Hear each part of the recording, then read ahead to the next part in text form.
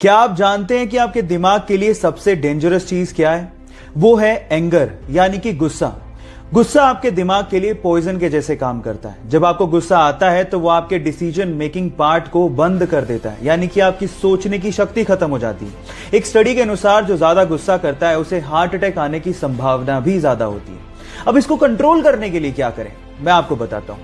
उसके लिए आप 1 to 10 काउंटिंग रूल को फॉलो कर सकते हैं। जब आपको गुस्सा आए तो आप मन में 1 से लेकर 10 तक की गिनती काउंट करें। आप देखिएगा कि 10 तक गिनते गिनते आपका एंगर यानी कि गुस्सा कम हो जाएगा और उसके बाद आप दिमाग से काम ले पाओगे। इसके बारे में आपका क्या ख्याल है, चैट सेक्शन में लिखना मत भूलिएगा। गाइज, मान लीजिए कि आप किसी फॉरेस्ट या फिर किसी ऐसी जगह पे फंस गए जहां पर बहता हुआ पानी तो है लेकिन वो बहुत गंदा है, जिसे आप पी नहीं सकते, और आपको बहुत प्यास लगी है, तो आप क्या करोगे? तो चलिए मैं आप लोगों को आज एक लाइफ सेविंग टूल के बारे में बताता हूं। एक कंपनी है जिसका नाम है लाइफ स्ट्रो। ये ऐसी स्ट्रो बनाती है जिसको आप जैसे ही गंदे पानी में डालेंगे और पानी को सक करेंगे तो वो पानी को पूरी तरह से प्यूरिफाई कर देगा। कंपनी का तो ये भी दावा है कि वो पूरी तरह से जर्म्स और बैक्टीरिया को किल कर देता है। इनफैक्ट गाइस, अगर आप वाकई में बेयर ग्रिल्स के जैसे फॉरेस्ट को एक्सप्लोर करना चाहते हो या फिर इस तरह के काम के शौकीन हो तो ये टूल आपको बहुत काम दे सकता है। ये जानकारी आपको कैसे लगी, चैट सेक्शन में लिखना मत भूलिएगा। इस कोरोना काल में आप लोगों ने हाइड्रोक्सी क्लोरोक्वीन नामक मेडिसिन का नाम बार बार सुना होगा।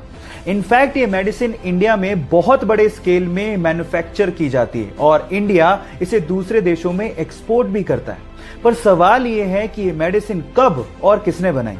डोंट वरी, मैं आपको बताता हूं। ये सन 1934 में इंडियन साइंटिस्ट आचार्य प्रफुल्ल चंद्र रे ने बनाई, जिन्हें हम लोग फादर ऑफ इंडियन केमिस्ट्री भी कहते हैं। इसी मेडिसिन को सेकेंड वर्ल्ड वॉर में बहुत सारी जानों को बचाने में काम भी लिया गया था। क्या इसके पहले तक इफेक्ट आप जानते थे? और अगर नहीं जानते थे तो चैट सेक्शन में लिखना मत भूलिएगा। हमारी अर्थ पे बढ़ते हुए पॉपुलेशन की वजह से कभी कभी ये दिल में ख्याल आता होगा कि काश हमारी धरती थोड़ी सी बड़ी होती। लेकिन अगर ऐसा होता तो इंसान को एक नुकसान भी होता, और वो ये कि इंसान कभी भी स्पेस में नहीं जा पाता। एटलीस्ट 2020 तक तो नहीं जा पाता। उसके पीछे का रीजन क्या है? तो रीजन ये है कि किसी भी स्पेस क्राफ्ट को अर्थ के ग्रेविटेशन से बाहर निकलने के लिए अर्थ की एस्केप वेलोसिटी को क्रॉस करना होता है, जिसकी वैल्यू है 11.19 किलोमीटर पर सेकेंड। लेकिन अर्थ बड़ी होती तो उसका ग्रेविटेशन ज्यादा होता और उसकी एस्केप वेलोसिटी भी ज्यादा होती, और इतनी टेक्नोलॉजी हमारे पास एडवांस है ही नहीं जिससे हम उस एस्केप वेलोसिटी को क्रॉस कर पाते हैं। तो ये इंटरेस्टिंग फैक्ट जो आपने अभी सुना, उसको सुन के आपको कैसा लगा और ये जानकारी आपको कैसी लगी, चैट सेक्शन में लिखना मत भूलिएगा। गाइस, ये घटना है दिल्ली के इसी लॉकडाउन के पीरियड की, जब एक ठेले वाला अपने ठेले पे फ्रूट्स बेच रहा था, लेकिन थोड़ी देर के लिए उसे किसी काम के लिए ठेले को छोड़ के जाना पड़ा।